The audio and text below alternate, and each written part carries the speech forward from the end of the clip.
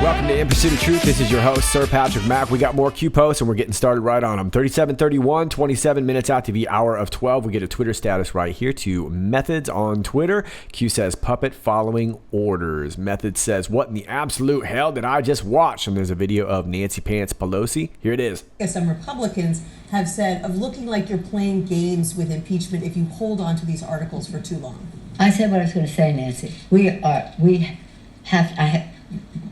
When we bring the bill, which is, just so you know, there's a bill made in order by the Rules Committee that we can call up at any time in order to send it over to the Senate and to have the provisions in there to pay for the impeachment. And then the next step, the whatever you want to call it, the trial. That is where you put the managers. I was not prepared to put the managers in that bill yet because we don't know the arena that we are in. Frankly, I don't care what the Republicans say. Any other questions? Not on this subject. I said this is it. I honored Nancy.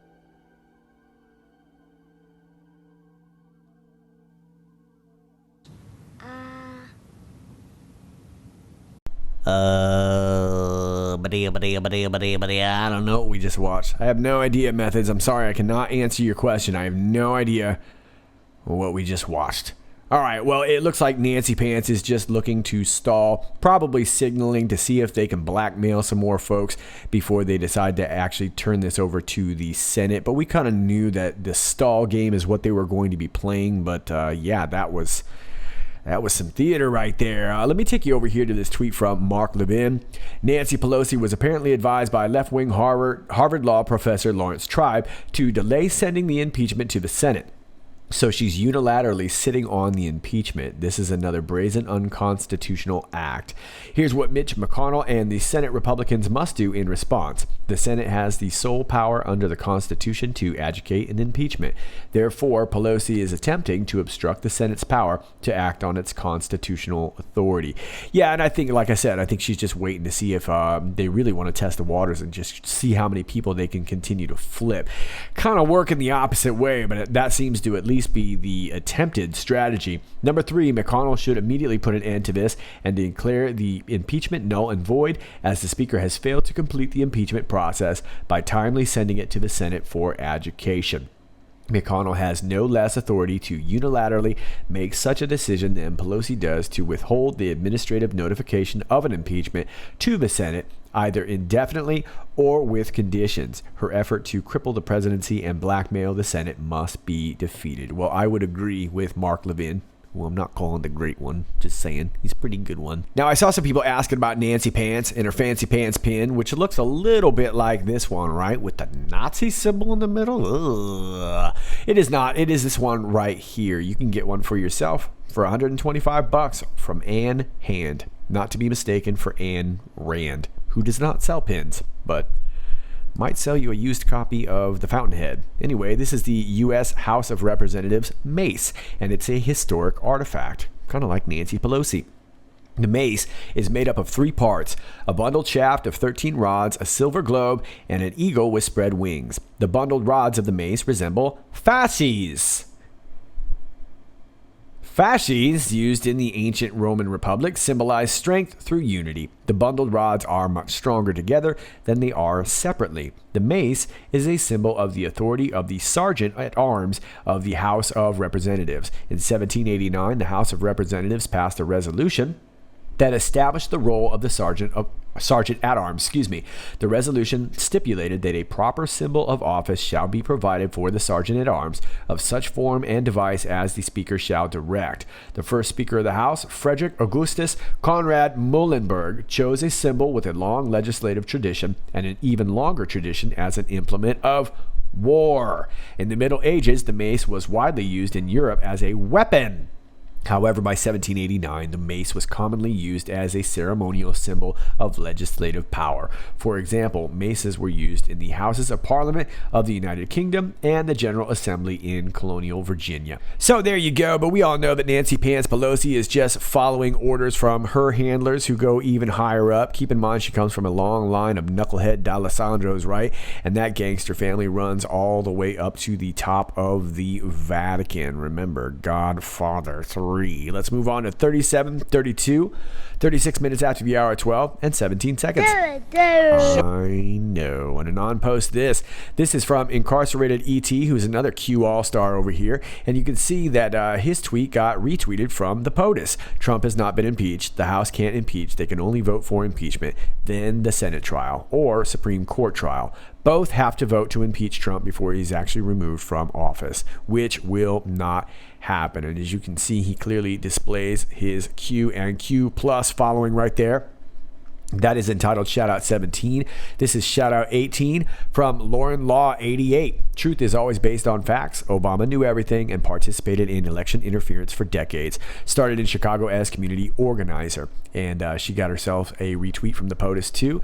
And this was in regards to another tweet from Ann E. Patriot, who said this is what we need more of, talking about Louis Gohmert. Where we go one, we go all. So Q and Q plus obviously paying lots of attention to the Anons as of late, and POTUS starting to retweet a lot of accounts that are following Q. And this Anon says, Anons love these shoutouts from Q plus Q. They're amazing. Q says, directly after a plus. If you remember yesterday's video, Q plus came on and gave a shout out to an Anon who gave us a little dance video. That was Michelle Anon, right? And that was Q plus coming on, who is the POTUS. And it looks like this came right afterwards to let people know that Donald Trump was indeed online and paying attention to. Wow, it's almost like there's a connection, right? Sometimes after a long day, one needs a little pick-me-up. Yeah. Well, pardon me if I don't comment on the irony I see in that, but I am glad to see the Anons getting shouted out from not only Q, but from Q+. So congratulations to you guys. 37:33. 43 minutes after the hour of 12, and Anon posts this tweet from The Hill.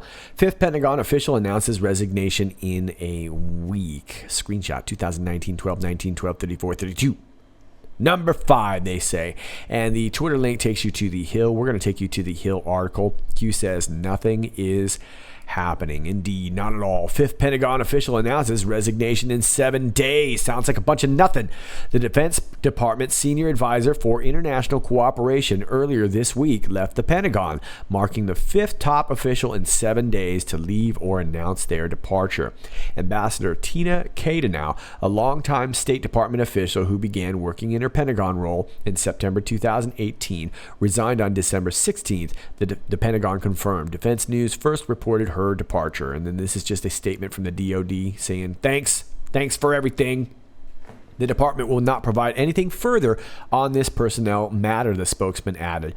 Michael Vaccaro, the director for international armaments cooperation, will serve as the acting senior advisor. Kadenow's resignation follows 4 other announced departures within a week, and we talked about a few of these just yesterday, particularly DARPA leader Stephen Walker, right? Kadenow worked under the Pentagon's Acquisition and Sustainment Office, focusing on the development and implementation of international cooperative programs to bring cooperation with U.S. allies on research, development, production, and support of weapon systems and related equipment, according to her DoD bio page. She worked with top weapons buyer under Secretary of Defense for Acquisition and Sustainment, Ellen Lord, and the Defense Security Cooperation Agency to boost weapon sales with partner and ally countries. So another knucklehead down, and I've got a pretty good suspicion as to why that might be. This is an article from Politico from back in July 2018. And before I start on this, I also want to plant into your head, if you'll remember, not too long ago, we had a recent trip from Nancy Pants Pelosi, who we just watched blathering like an idiot. She went out there to Afghanistan. Remember, she went to Jordan, but she went to Afghanistan too and met with Ashraf Ghani. Keep that in mind. As Afghanistan edged ever closer to becoming a narco state 5 years ago, a team of veteran U.S. officials officials in Kabul presented the Obama administration with a detailed plan to use U.S. courts to prosecute the Taliban commanders and allied drug lords who supplied more than 90% of the world's heroin, including a growing amount fueling the nascent opioid crisis in the United States. The plan, according to its authors, was both a way of halting the ruinous spread of narcotics around the world and a new and urgent approach to confronting ongoing frustrations with the Taliban, whose drug profits were financing the growing insurgency and killing American troops. But the Obama administration's deputy chief of mission in Kabul, citing political concerns, ordered the plan to be shelved, according to a Politico investigation. Well, who might that person be? Let's read on. Let's take you down a little bit further here. This was the most effective and sustainable tool we had for disrupting and dismantling Afghan drug trafficking organizations and separating them from the Taliban, said Michael Marsak, the main architect of the plan as the DEA's regional director for Southwest Asia at the time. But it lies dormant, buried in an obscure file room, all but forgotten. A senior Afghan security official, M. Ashraf Haidari, also expressed anger at the Obama administration when told about how the U.S. effort to indict Taliban narcotics kingpins was stopped dead in its tracks 16 months after it began. Now hang with me as I take you further down here. That plan, codenamed Operation Reciprocity, was modeled after a legal strategy that the Justice Department began using a decade earlier against the cocaine-funded leftist FARC guerrillas in Colombia, in concert with military and diplomatic efforts. The new operation's goal was to haul 26 suspects from Afghanistan to the same New York courthouse where FARC leaders were prosecuted, turn them against each other and the broader insurgency, convict them on conspiracy charges, and lock them away. In Afghanistan, though, there was exponentially more at stake in what had become America's longest war, and the clock was ticking. Skipping you even further down, the document, a 240-page draft prosecution memo and 700 pages of supporting evidence, was the result of 10 years of DEA investigations done in conjunction with U.S. and allied military forces, working with embassy legal advisors from the Departments of Justice and State. In May 2013, it was endorsed by the top DOJ official in Kabul, who recommended it be sent to DOJ's Specialized Terrorism and International Narcotics Unit in Manhattan. After agents flew in from Kabul for a 3-hour briefing, the unit enthusiastically accepted the case and assigned one of its best and most experienced prosecutors to spearhead it. These are the most worthy of targets to pursue, Assistant U.S. Attorney Adam Fee, who had successfully prosecuted some of the FARC cases, wrote in an email to Seaman. But before Fee could pack for his trip to Afghanistan, Operation Reciprocity was shut down. Its demise was not instantaneous, but the most significant blow by far came on May 27, 2013, when the then Deputy Chief of Mission, Ambassador Tina Caidenow, summoned Marsak and 2 top embassy officials supporting the plan to her office and issued an immediate stand-down order. So there you have it. I know it was a bit lengthy, but I really wanted to establish that this Caidenow was not your random knucklehead. She was mission chief, and she shut this entire Operation Reciprocity down. Now, I do know that the Trump admin has kicked around the idea of opening that back up. I don't know if that will happen or not. This seems to be a step in that direction.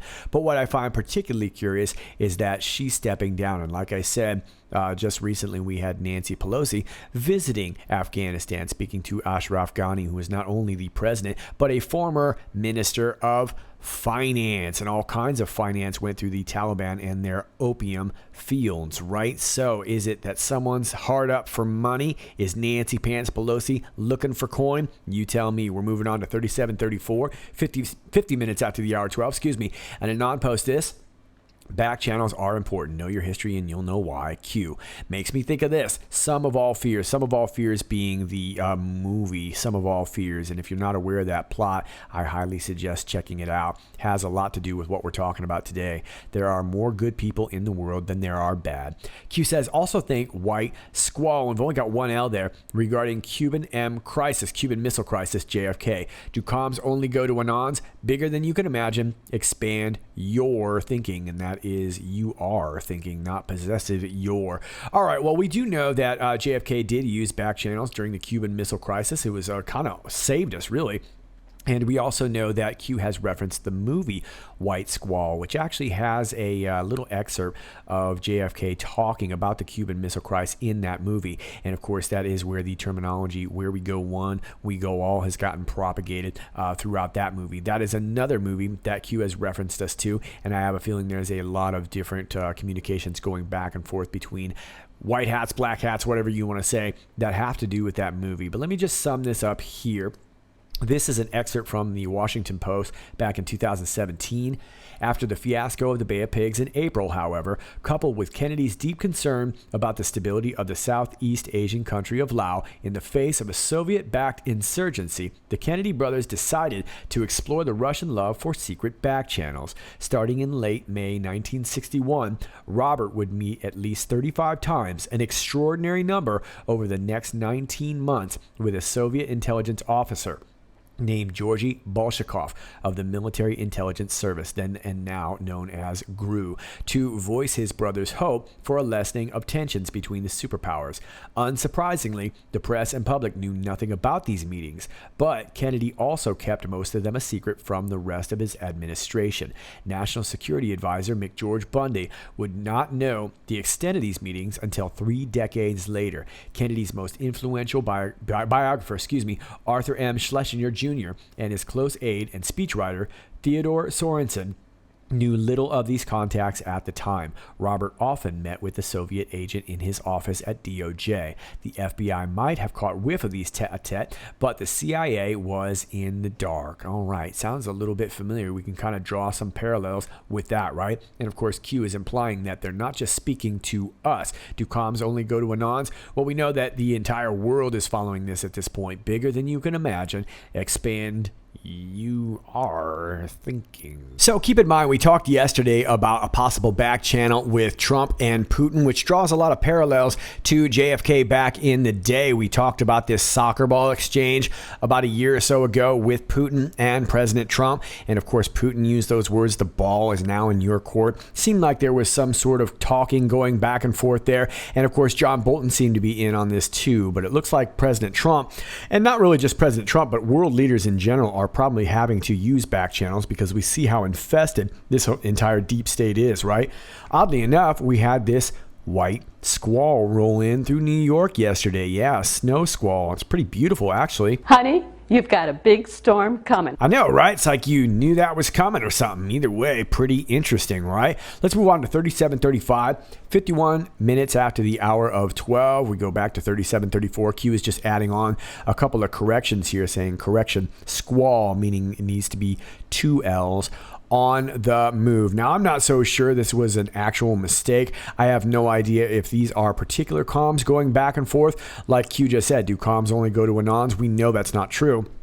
We know that the world is watching, right? So whether or not there are some mistakes that are purposely made, I don't really know, but Q has used on the move quite a few times, and I'm wondering if on the move is either a code for them, for us, who knows, but Q is correcting, and Q corrects again in 3736 for some reason in another post 54 minutes after the hour of 12, and they correct the change it to possessive here. Correction to your. It should be the possessive version of your.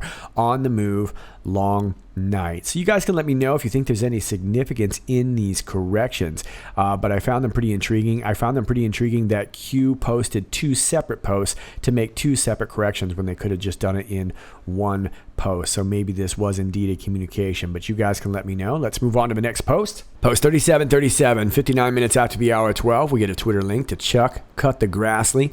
Why is Dem House now getting cold feet about moving ahead with impeachment trial? They want to hijack Senate process and muck up Senate SCOTUS schedule. You need some consideration about SCOTUS since Chief Justice presides in the Senate. Are they worried their articles are too weak to move forward?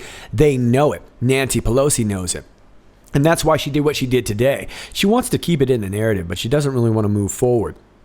she knows at this point, if it goes to the Senate, it's going to get blocked, right? And so basically, if she can just kind of keep it floating out there, maybe that'll buy them some time to, obviously, like Grassley says here, to muck up the Senate and SCOTUS schedule, but also to buy themselves some time to maybe, who knows, blackmail some senators, blackmail some chief justices, maybe even Chief Justice Roberts, who knows? But either way, they know they can't move forward. Nancy definitely knows they can't move forward. And of course, President Trump's been daring them all along to do this. He says, shoot, go ahead and impeach me, right? That way we'll take it to trial. I'll talk. We can call witnesses and we can do all this. And of course, I think the Democrats know better than to have that happen to them. So unless they know that they can get all the votes to actually make an impeachment happen, they don't really want to move this forward. They just want it to be in the narrative and keep kind of dragging this thing on as long as they can. Now, I did find it interesting that Chuck Grassley was abbreviating so much in this tweet. I know it's Twitter and he wanted to get a lot of words in. That might be all it is. But if you'll notice, he uses about, he is missing the OU in both times that he prints about. Uses the number 2 for hijack. They want to hijack Senate process, and uses the letter U, uses the letter R. Wasn't sure if that was a nod to certain Republicans. Maybe the U represents undecided. I don't know. Maybe Chuck Grassley was just trying to abbreviate so that he could get it all in. But the most curious thing that I found about it were the abouts missing the OU. And that's because I was already kind of analyzing this tweet here from the 16th from the POTUS. Sean Hannity, who will be interviewed on the Mark Levin Show tonight at 8 p.m. Fox News stated about the impeachment hoax. This is outrageous. Lying, corruption, and propaganda should never be allowed to happen. Okay, well, Donald Trump's tweet is missing the OU also. Chuck Grassley and Donald Trump. So I didn't know what the significance of OU is, and there probably is some, or maybe there's not. But I found it very curious. And of course, when I thought of OU, I thought, well, shoot, Oklahoma University is about the first thing that popped in my head. May have nothing to do with Oklahoma University, but I went and searched Oklahoma University, and oddly enough, they had themselves an interesting find on the 18th. Experts at the University of Oklahoma believe they found a possible mass grave site from the 1921 Tulsa Race Massacre at a city cemetery, although they are unsure how many bodies are underneath. Yikes, very curious. Now they're suspecting anywhere from 10 to 100 bodies found underneath there. I have no idea if this is what is referencing this, but we were talking about the Vatican a couple months ago and the mass graves that were found underneath the Vatican. Now we got mass graves being found underneath Oklahoma University. Does it have something to do with these tweets? I don't know, but I thought you might enjoy it, and you guys can let me know down below. Post 3738, 4 minutes after the hour of 4, we get a link to the Epoch Times. Important to read and understand. Something big is coming. Well, reading and understanding is what we do around here. NSA Director Rogers, that being Admiral Mike Rogers, disclosed FISA abuse days after page warrant was issued. And this is from 2018, October 17th. I know. On March 19th, 2016, DOJ oversight personnel learned that the FBI had been employing outside contractors who had access to raw Section 702 Foreign Intelligence Surveillance Act data and retained that access after their work for the FBI was completed. This information was disclosed in a 99-page FISA court ruling on April 26, 2017 that was declassified by DNI Dan Coates. That wasn't an isolated incident, and the improper access granted to outside contractors seems to have been the result of deliberate decision-making. The FISA court noted the FBI's apparent disregard of minimalization rules and questioned whether the FBI may be engaging in similar disclosures of raw Section 702 information that have not been reported. Now, let me skip you down a little bit here. On the same day of the discovery of the FBI's use of private contractors, FBI lawyer Lisa Page sent a text to FBI agent Peter Strzok. Need to try to fix a huge who F up. Page quickly corrected her typo by texting WFO, an abbreviation for the FBI's Washington field office. Page would later send another text on the same day noting, need to go meet with Andy again now. Andy was then Deputy FBI Director Andrew McCabe. Following the discovery that outside contractors for the FBI were accessing raw FISA data, then NSA Director Admiral Mike Rogers directed the NSA's Office of Compliance to conduct a fundamental baseline review of compliance associated with 702 at some point in early April 2016.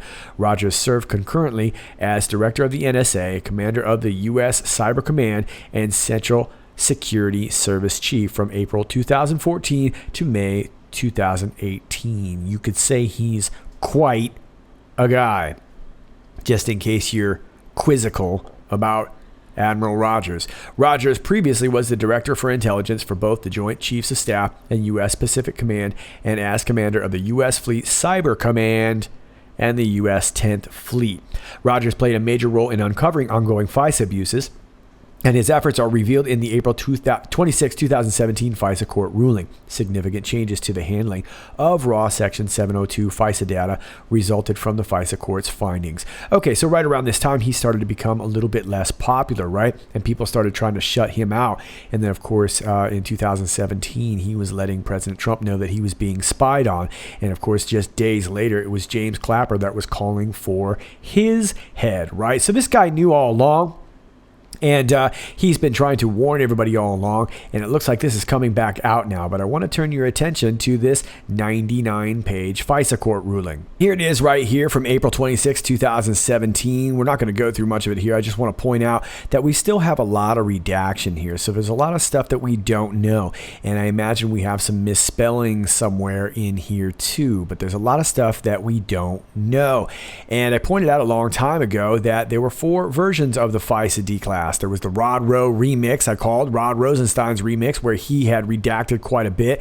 Then there was another one that was partially redacted. Of course, what we really wanted to do was to get the whole shebang, right? We wanted the bacony, cheesy goodness. That's where my term bacony, cheesy goodness had come from. So what is there about this that we're still missing? I don't really know, but we've seen this 1 through 9 quite a few times. I brought this up just the other day from post 3423, 27 minutes after the hour 9. We see this Wheels Up, which was this private charter group, right? And they had a little problem. They were working with the CIA, but it looks like they were also moving young people around, if you know what I mean. Bill Clinton was one of their big patrons there. But we see this classified 1 through 99 under investigation by FBI, DOJ. So does this have to do with the 99-page FISA? I'm not sure, but whatever it is, we get this 1 through 99 again. And we've seen Q reference this a bunch of times. Here's one right here. This was from July 11, 2019. The mindset of most. If the majority of people believe this, then this must be more true than that. CIA, classified 1 through 99. There's this part right here, 56. Human, psychological, and emotional distress, IIED. So there's a lot of different things that this could be referring to. Right here it is again. This is from the 10th of July. Classification 1 through 99. What age is RC, being Rachel Chandler? So this has to do with a lot of stuff. Is this just about FISA, or is this a lot more here? But you know, if you just type in 1 through 99, you can go look for yourself. But the most recent one was from just the other day on the 18th, post 3704. Remember, misspellings matter. Well, we had Q make a couple of misspellings, and Q went through the trouble of making 2 separate posts to let us know that there were misspellings.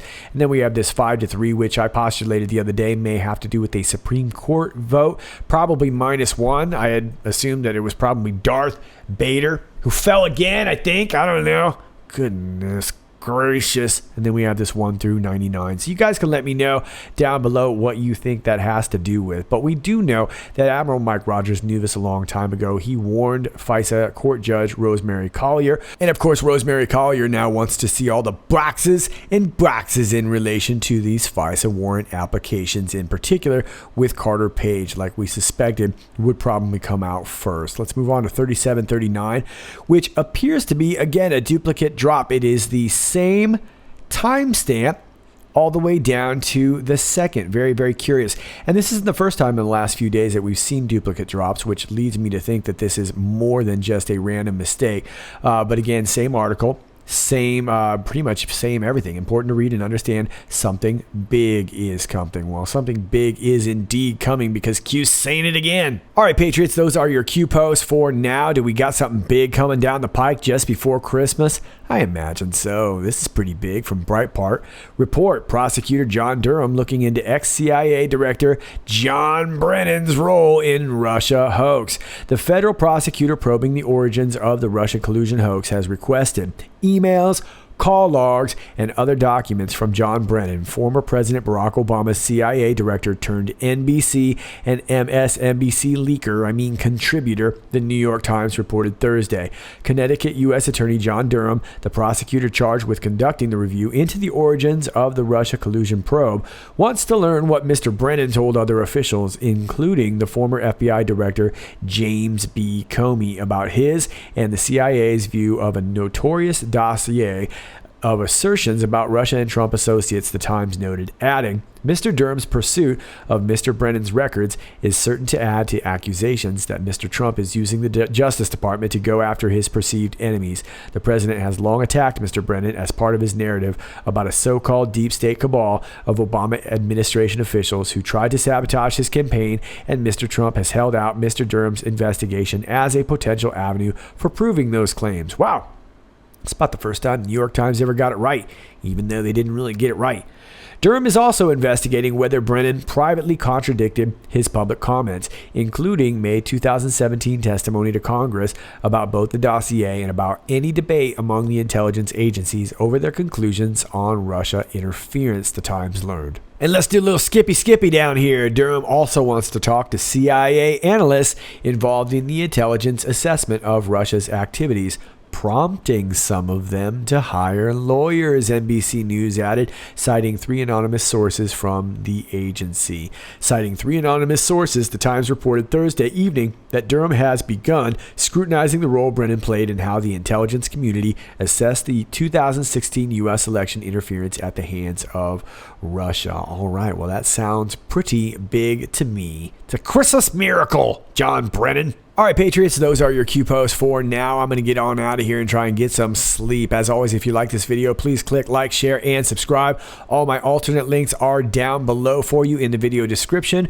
My email, if you want to send me some information, please do not DM me on social media. Thank you very much. And my P.O. box is down there if you'd like to send me something old school. And if you'd like to support the channel, my Patreon is linked down below. It's all down below in the video description. All right, Patriots, until next time, this is Sir Patrick Mack. Stay funky.